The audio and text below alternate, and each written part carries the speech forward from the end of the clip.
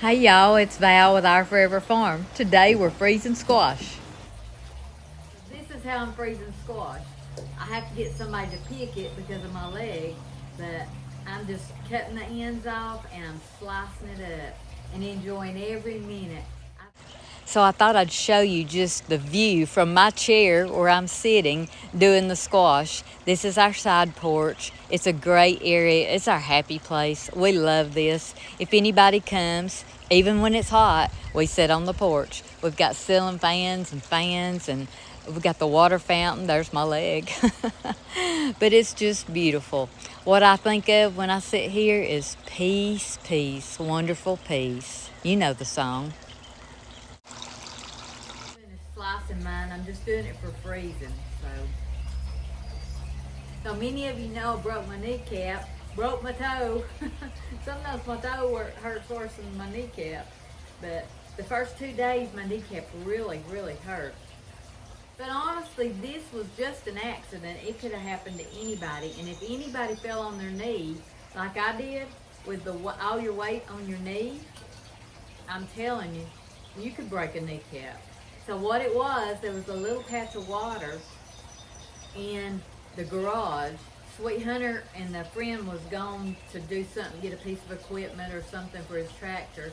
And I was, what was I doing? Oh, I was canning potatoes. And I still haven't put that video on. So this is, I'm gonna put this on today because it's squash season. And I want to get on there and show all you how I freeze squash.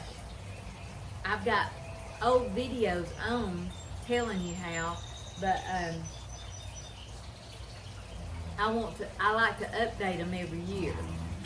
So all I do is I just slice them. This is the way Sweet Hunter's granny did it. So, but that potato video, I'll slip in videos that was before the knee because I've got them. I just don't have them edited. But I wanted to get this on in case you have an abundance of squash like we have, and and this might help you if you don't know how to freeze them. Now this is just for frying. I think I said that. And we'll go in the house in just a minute. I've got my oven preheating at 400, and we're just gonna heat it through, and I'll show you what I do. And then I'm thinking, if I feel like it, after I stand up and do this, I'm gonna fry some squash because you can't beat fried squash. And if I'm not wrong, I have a cabbage that needs to be done. I might whip up a cabbage casserole too. If I do, I'll try to film it all, but it'll be simple, quick videos, I promise, because I can't stand up too long without hurting. And I don't want to do anything to mess it up. I got things to do. I don't have time for this. Y'all hear the peas? We love our porch. I think we've about got this.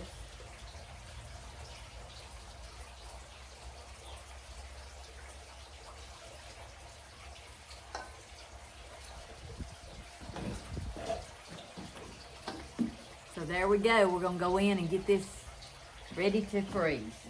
So this is Stacy. This is my best friend Vicky's niece. This little pretty girl is our baby girl. This is Mandy, and she's picking squash for us. And this young man is Davis. He's our grandson and Mandy's son. He's 15 years old. And of course, y'all know little Huddy. Him and his daddy got out and picked squash for us too. And he's out here watering the garden. So I'm back in the house now. You won't find me in the house very much during the day. So I sliced this outside. So all I'm doing is getting the slices. I'm gonna fill this almost up. And then we're gonna get some cornmeal. We're gonna go ahead and bread this. This is the way Sweet Hunter's granny froze her squash, and I'm telling you, it's almost like good fried squash right out of the garden when you do it. There's many ways to do this, but I'm telling you, this is great.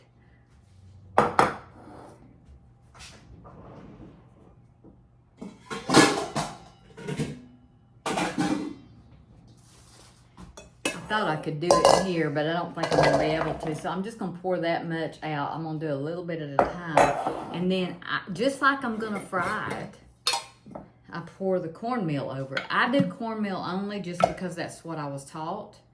And just bread it really good. And you just toss it around with your hands. You want to get every piece with some cornmeal on it. I don't salt and pepper mine when I'm freezing it. You can if you want to. I'm just showing you quickly what I do.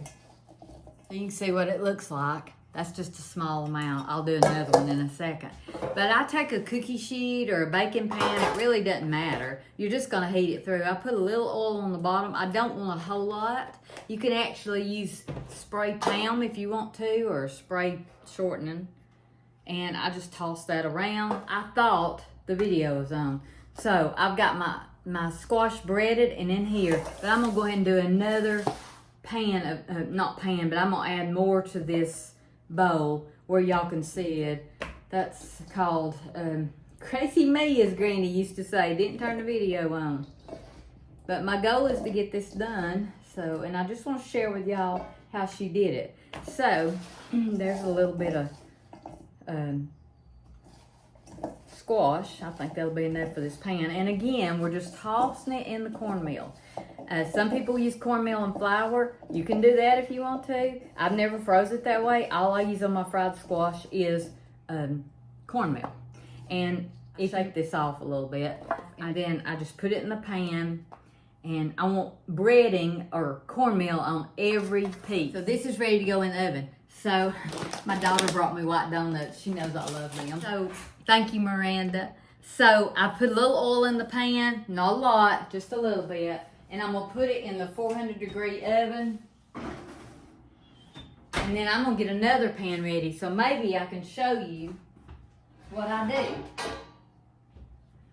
So like I say, you can use a baking pan, a cookie sheet, a pizza pan, whatever you want to use. So let's pour some more cornmeal in here. And I'm going to pour a little oil on my pan. Now, if you use a cookie sheet, you just sure don't want to do much. You can always add more, but you don't want too much. And I just swirl it around. Do it with your hands, or you can do it with a pan. So once you freeze this, and then in the winter, you're ready to thaw it out and fry it. You fry it just like fresh squash, but you don't have to bread it. It's already breaded. So you thaw it, you fry it, and you serve. So what it is, you've basically cooked it halfway.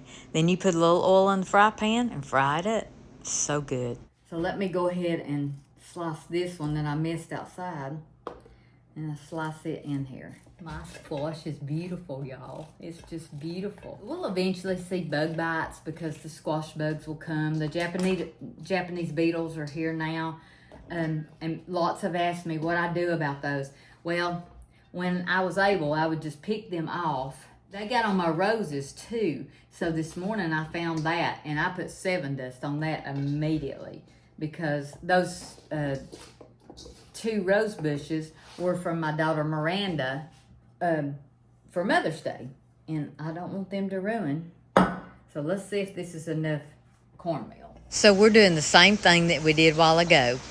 So I want to share a little funny with you that Sweet Hunter said to me. He didn't think it was funny, but I thought it was funny. So after I fell on my knee and broke my kneecap and we had to go to the ER, he said, "Hey, Val," he said, "you need to always watch for water in the garage or anywhere on concrete." I said, "Oh, okay, I didn't know. Okay, darling, honey, sweetheart. Sure, I'll do that next time." Men, what can I say? It truly was an accident. I sure didn't mean to fall, that's for sure. I didn't mean to break my toe when I stumped my toe either. But Sweet Hunter is correct. He made the point that they ought to make garages like rough instead, like the driveway, instead of smooth and slick. So this is my second pan that I'm doing. This is exactly the way I fry squash, and I'll show you that on another video because I'm going to probably fry some today. I'm pretty hungry. So I just set this in here Our goal is to just heat that through and then turn it. We might get it just a little bit brown on the top, but if you don't, it's fine, but you just want to heat it through. Don't ask me the reason why. It's the way Sweet Hunter's granny did, and that's where I learned. And then I let it cool, and I'll show you what we do from there. Right now, I'm probably gonna let this stay in about 10 minutes, come back in and turn it. Here is the first pan we put in. You can see there's just a little brownness on the top, and I'm just gonna toss this around. You're not cooking this through to freeze, you're heating it through. And you can see it's steaming. And all I'm doing is just tossing it through. If you need any more oil, you don't want this greasy. Because when you fry it, you want it to be like fresh squash. All we're doing is heating it through. We're not cooking it. This is how it looks when we put it back in the oven. So I'm going to stick this one in. And I'm getting this one out. And I'm just going to toss it around. Like I say, it doesn't have to be cooked. Oops, there's the end. It'll be all right if it gets in there. There's another one. But you can see, I don't know if you can see, but I can see on the tips, it's just a little bit brown. And like I say, you're not cooking it, you're just heating it through. And then you're just gonna toss it. So these will stay in the oven about another 10 minutes, and then I'll set them out to cool. Again, if you need a little more oil in there, if you feel like it's going to stick, put a little more oil. But you don't want to put much, especially on a cookie sheet or a pizza pan. So here's my beautiful garden. I just love it. There's something to do all the time in it. It's just beautiful. It's got squash growing like you wouldn't believe. I'm hobbling, so y'all bear with me. This is the little squash, and it's full of squash. This is some that I transplanted from the big squash, but that's our big squash over here. Look how big that is. It's beautiful. My beans are starting to make beans. I've got a soaker hose going on that first row. My strawberries aren't looking too good, but I think I'm gonna put a shade cloth on them, and they'll come back next year, no problem. We've got a lot of strawberries off of them. And my lettuce and my spinach is done. It's bolting. I'm going to use that lettuce tomorrow. I'm making a layered salad for our family, and I'm going to use it.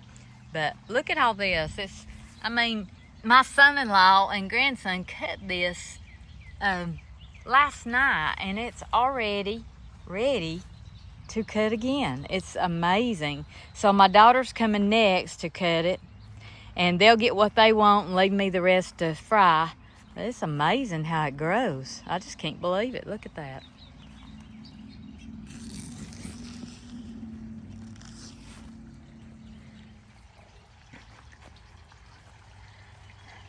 So a lot of you are going to ask about this in the video.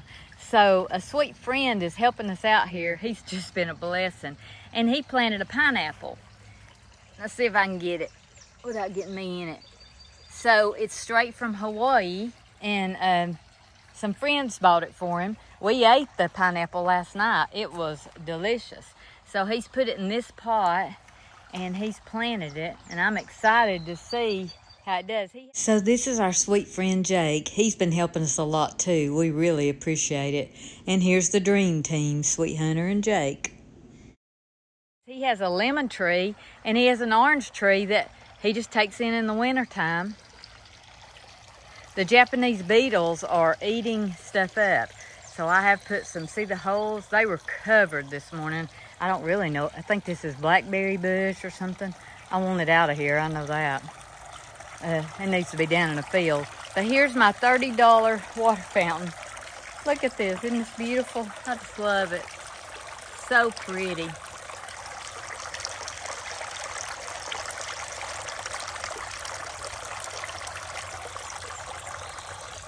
We'll go ahead and get these out. So maybe 15 to 20 minutes max in the oven. And like I say, I don't let mine brown too much because I want them to be like fresh squash. So this is the squash that we're gonna freeze. You can see just a little bit that it's browned. You honestly can do this without even cooking it through if you want to. But this is the way Sweet Hunter's Granny did, and this is the way I like it. So now we're just gonna let it cool. You need to go to the garden, if you need to do whatever you need to do. This is freezing squash again. You can, or you need it to cool in a hurry, you can stir it up. And it's fine if it still has some breading on it that's not got oil on it. So I'm just stirring it up because I want to hurry up and get this in the freezer. But you want it completely cool before you put it in the freezer. So here we are ready to bag this squash up. So I'm just using Ziploc bags. And I wear gloves just so I can, there's a gnat in here, it's driving me crazy. I really prefer quart size. Crazy me, I can't find my Ziploc bags. That's what Granny used to say when she messed up on a quilt. Well, yes, I prefer quart bags because I just want to put enough in there for us. But honestly, I am out of quart bags. Surely to goodness I'm not. Let me look. I know I'm not. So do you ever put something up because you know you'll remember where they are? Well, that's what I did with the quart bags. And then I didn't click the video button, so you didn't get to see me putting it in the quart bags, but I did finish them up. I think I got 5 quarts. You'll see in just a minute. I wonder if this comes along with a broken knee and a broken toe. So then I have to open the quart bags. I had lots of quart bags, y'all. And then I continued on, dumped the gallon size out and put them in the Ziplocs, and evidently didn't turn the video back on. But I did it. You know how to freeze squash now. I hope you enjoyed it. Y'all should try to video yourself. It's not that easy, I promise. And what's that saying? The proof is in the pudding? Well, the proof is in the picture. So I just put those in the freezer. I laid them flat down. I actually have a freezer that's we're gonna put the beef in tomorrow, and so it's almost empty. So I laid them flat down. I'm gonna let them freeze flat where I can stack them very easily in the other freezer. It makes it easy to thaw when you want to get it out for supper during the winter. You just lay it out. It just makes it so much easier to thaw. If you have a big crowd, get out 2 packs. Whatever you need. If you've got a big family, do it in a gallon Ziploc or use a food saver. I'm getting one of those one day. But anyway, just a few tips about an easy way to freeze squash. And as little Huddy says, thank you, Lord, for this food. Y'all go cook something.